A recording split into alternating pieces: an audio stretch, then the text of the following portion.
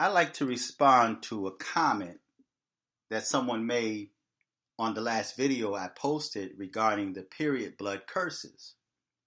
Now, I'm not sure if this is a male or female because the image is of a female, but the name is a male's name.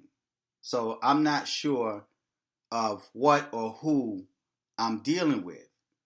I checked the profile and there was no videos or even voice audios that would give me some type of insight as to who this individual may be. But I think this person's comment is quite valid because there are so many so-called Black Americans that think the same way.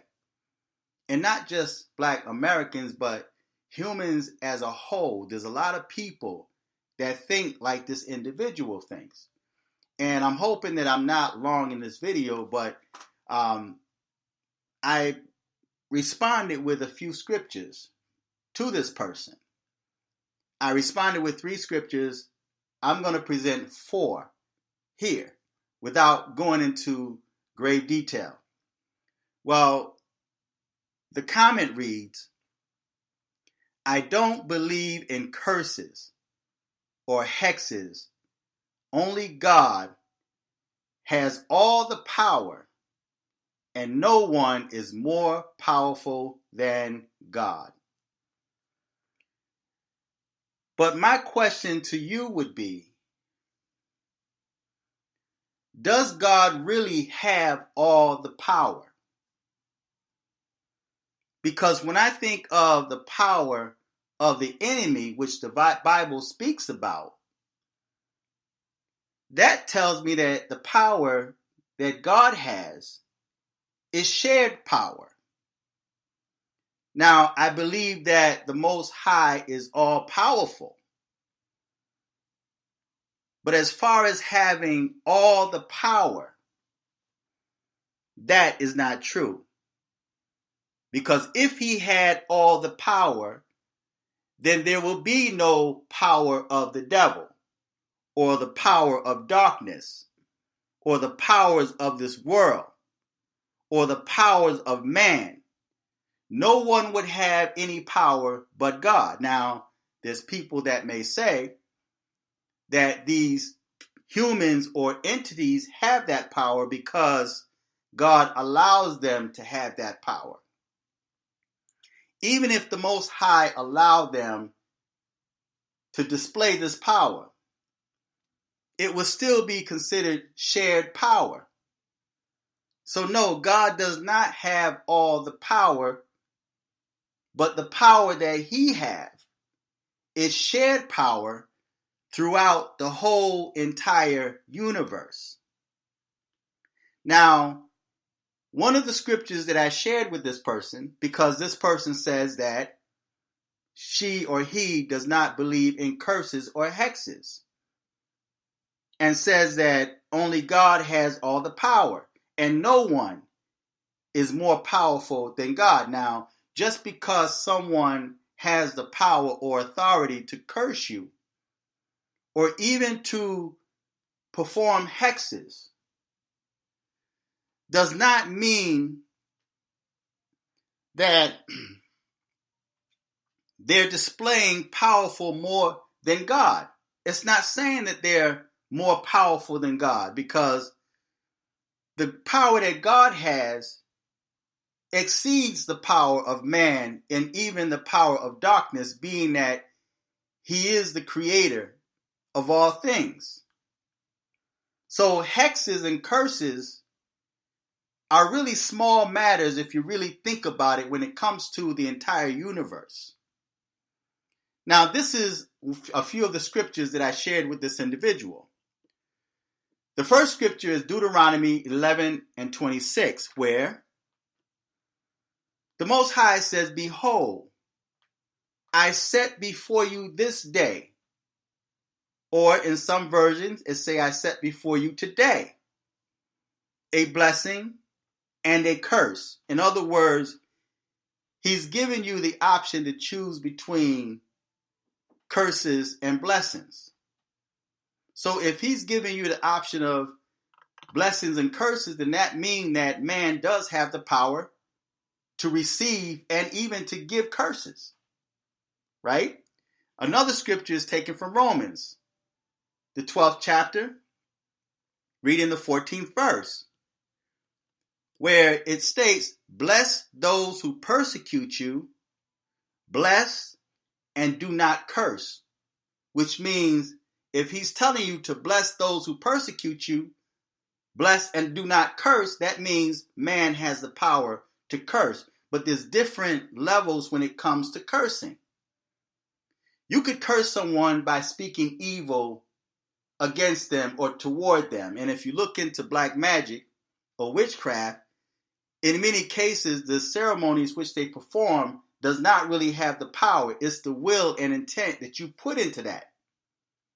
So if you got someone that's exercising period blood curses, yes, blood has life in it.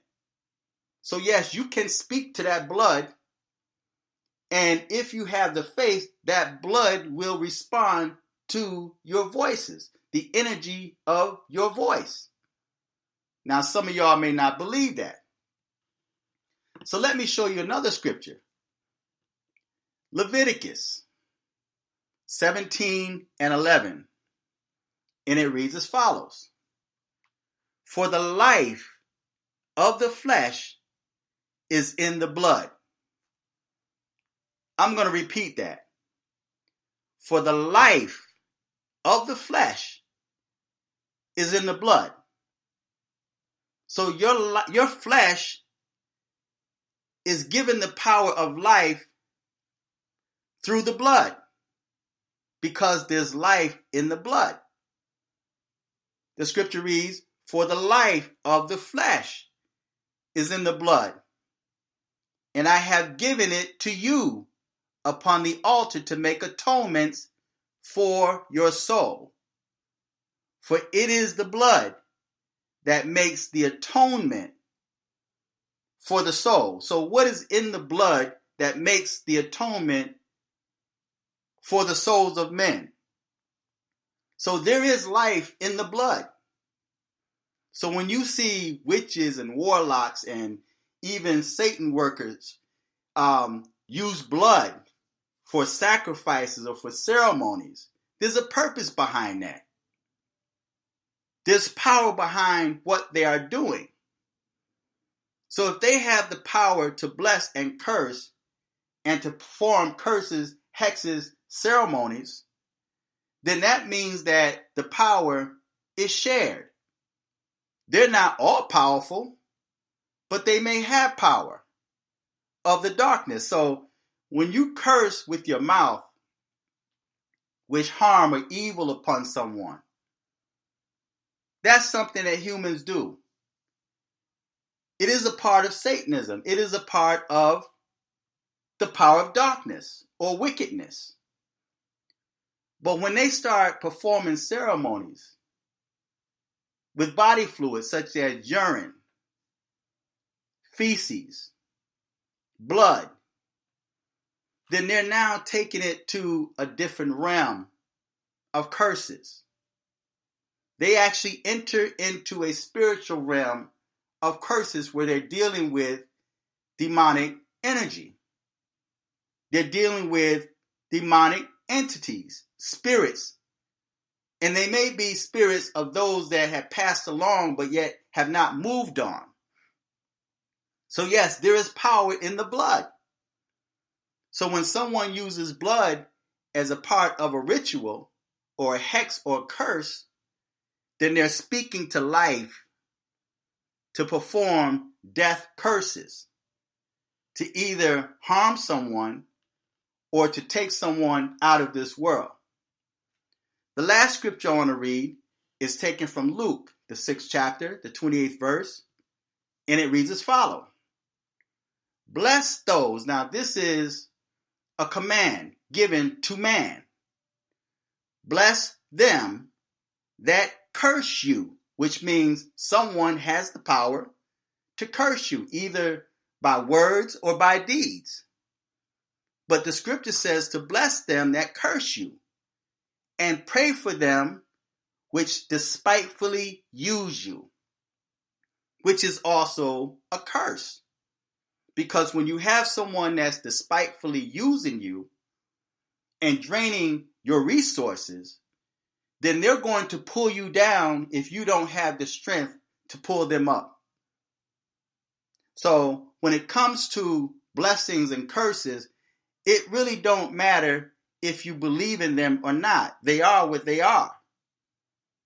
There's a lot of people that say they don't believe in hexes. They don't believe in curses. They don't believe in witchcraft. They don't believe in voodoo. They don't believe in hell. They don't believe in the devil. That's okay. That's their opinion. That's their option to believe that or disbelieve. Because the Most High says, I sit before you this day, today, a blessing and a curse. You have the option, the power to choose. You make that choice. So if you choose not to believe that, that's how so many humans, and I'm going to say that's why so many black people get caught up or get caught in the crossfire of curses, because you don't believe nothing. You choose not to believe because you think that gives you the authority to do what you want to do and work outside of the laws of God. But you don't realize that even when you exercise your free will to not believe in curses, to not believe in the devil, to not believe in hell, and to not even believe in God, and you think that gives you the authority to do what you will, then you've already entered that realm of curses. You become a free agent, although you're not free. And so when you step out that safety zone or that safety realm of God, that grace where God allows you a certain measure of grace, unmerited favor, and you step outside of that, you have no protection. So you wonder why your life is a living hell.